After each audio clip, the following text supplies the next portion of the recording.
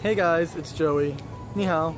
On this episode of My Life Abroad, China, we're going to talk about should you teach in China? Is it something that would be good for you? Stay tuned.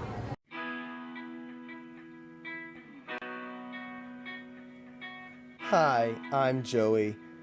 I'm an American from a small town in northeast Arkansas. But after growing up in the middle of nowhere and spending my 20s in New Orleans, Louisiana, I now live in Beijing, China. On this show, I interview other expats, talk about both the difficulties and the rewards of living abroad. Then I share my experiences living in a foreign country and traveling the world with you. This is My Life Abroad, China.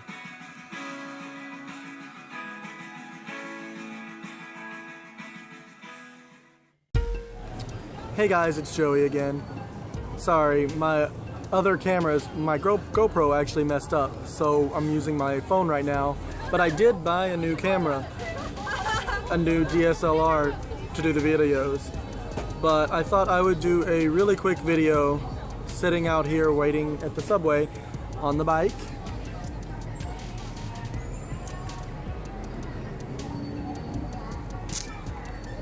And this time I'm going to talk about whether or not it would be a good idea for you to come teach in China. Now, China's not for everyone. I 100% thought I would hate it before I came.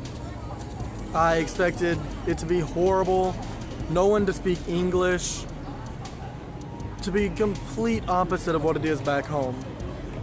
And I was right. No one speaks English. So little people speak English. And I speak zero Chinese. You've seen pretty much the extent of my Chinese. The food is exactly what you would think it is. Nothing like American Chinese food. Also, you're surrounded by a completely new culture. I'm not going to say everything they do is bad, and I'm not going to say everything that we do in America is good. What I will say is there are a lot of differences in everything, every single aspect of life, whether it's morals, what we consider ethical, what they consider ethical, how we think a business should run and how they believe a business should run, how people drive. It's all cultural.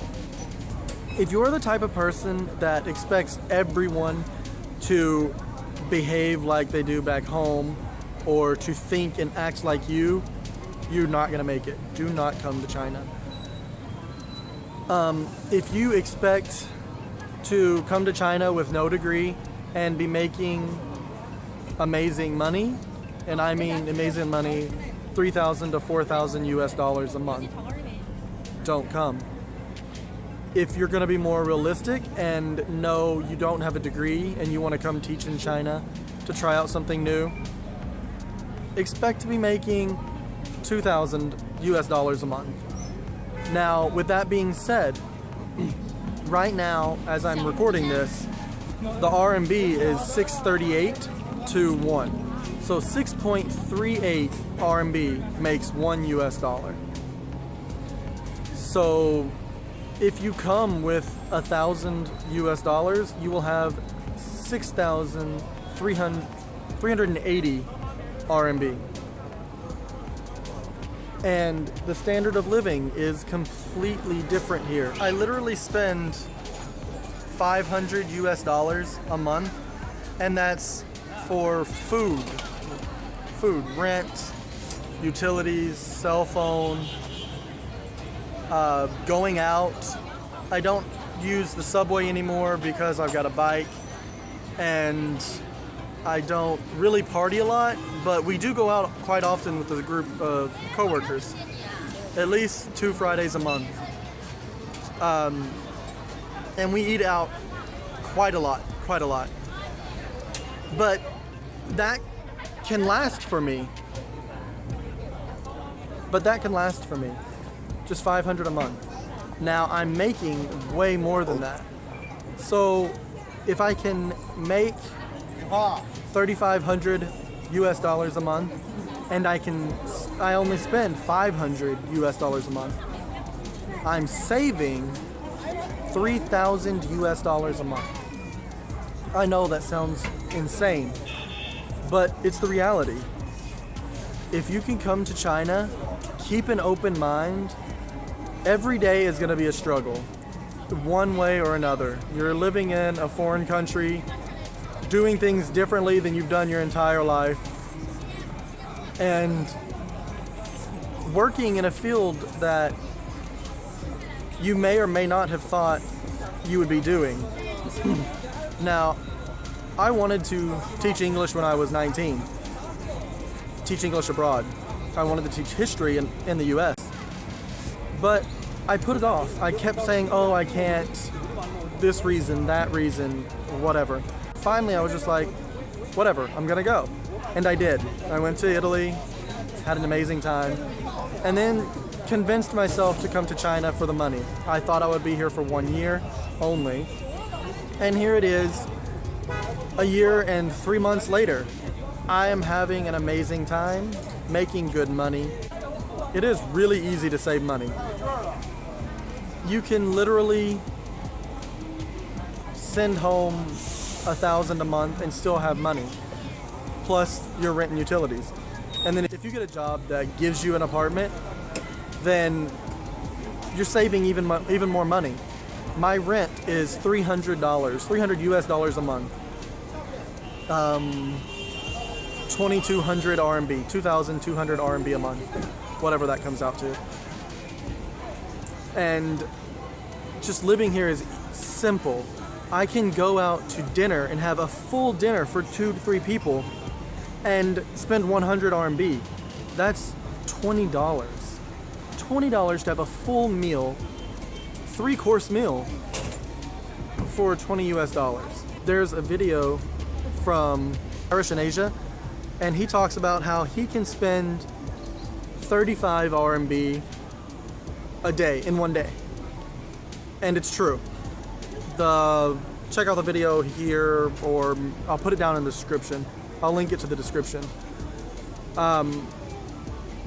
It's really simple. That comes up to a little over $5, a little 5 US dollars a day, and you can have breakfast, lunch, dinner, and a beer, and coffee, and public transportation.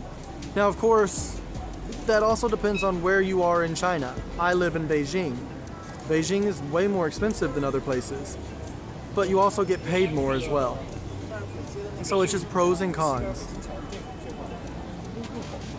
Just like living in the States, you decide where you want to live based on preferences. It's simple. Well, it's starting to get dark here, and Ty still isn't back. He's not here from off work. We're supposed to be picking up his computer right now. The guy won't let me pick it up because it's not my computer, it's Ty's, even though I was with him whenever he dropped it off. But I understand. He doesn't want to give it to somebody when it's not theirs.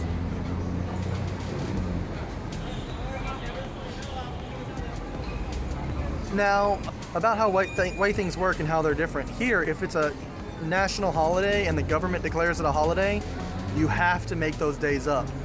We just had 2 holiday days, Thursday and Friday, for the military parade to come and march through Beijing. But today's Sunday, and we had to work today and make it up. And the weekend is considered a holiday here. So if you get a week holiday, sometimes you have to make it up on the weekends. It happens. It's frustrating, but it happens. The bank. Anytime I have to go to the bank, no matter what I am doing, if I have to go inside the bank and speak to somebody, it always takes me 2 to 4 hours. I am never out of there faster than that. And it can be the simplest thing. I want to send money, Western Union. It takes forever, an act of Congress just to get something It takes an act of Congress just to get something so simple handled here. Traffic. Everything you've ever heard about driving in Asia, it's 100% true. You hear the horns blaring in the back. That's because here you blow your horn to let somebody know that you are there.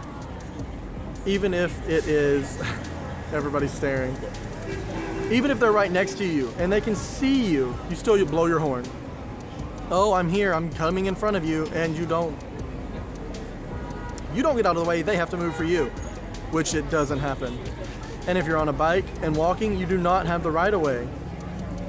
So many people that I know have been hit, run over. Marianne, my best friend that was here, she's coming back. Yay! See her in October. You'll get to meet her and we'll have an interview with her.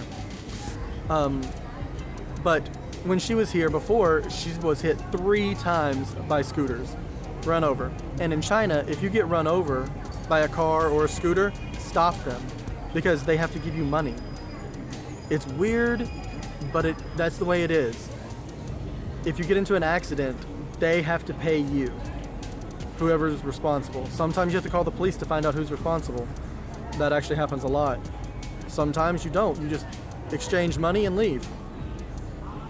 And it's big sums. I mean, $200, 1,000 RMB to 4,000 RMB. I've heard crazy stories of even higher. It just depends. One thing, business-wise, it seems no matter what business you are in, if every week you're going to have a meeting, and if they want something done, something changed, they're going to say, oh, hey, do this. And they're not going to tell you how, they're not going to tell you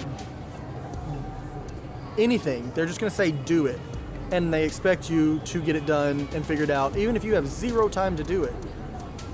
It's your job, do it. That's what you're getting paid for. That's the way they see it. Even if you have to stay late for work or do it at your home. I mean, I'm still hard-headed and I refuse to take work home and to stay late. If I'm not getting paid for it, I refuse to go. But, you know, I've been here for a while. My school loves me, my parents love me, my kids love me. So sometimes you do have leeway, and plus you can always pull the ignorant foreign card. It's sad but true. Some of my Chinese coworkers, they love having me in a meeting because if the meeting's starting to go long, I'm like, oh, it's 5 o'clock, I'm going home, bye. We can continue this tomorrow. But if there were no foreigners, they would have to stay until the meeting's over, even if it lasted until 7 o'clock.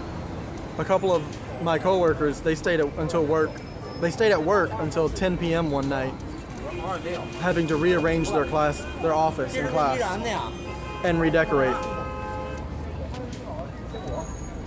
Crazy, crazy, crazy. And they didn't get paid past 5 p.m. I said, no, I'm not doing that. We can do it tomorrow.